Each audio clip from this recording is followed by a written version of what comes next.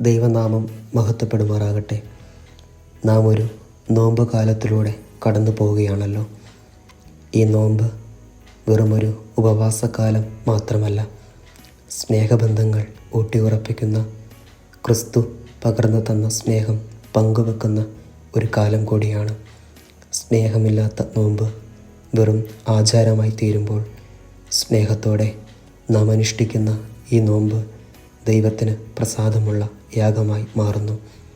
സ്നേഹം ആഴമായി ക്ഷമിക്കുവാനും പൊറുക്കുവാനും ദയ കാണിക്കുവാനും നമ്മെ ശീലിപ്പിക്കുന്നു.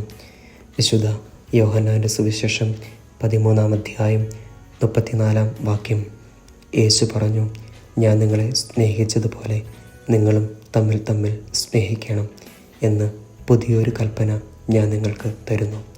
സ്നേഹിതരെ, ഈ നോമ്പുകാലം ക്രിസ്തുവിൻ്റെ സ്നേഹം അതിർവരമ്പുകളില്ലാതെ പങ്കുവെക്കുവാൻ ദൈവം നമ്മെ ഒരുക്കുമാറാകട്ടെ. ആമേൻ.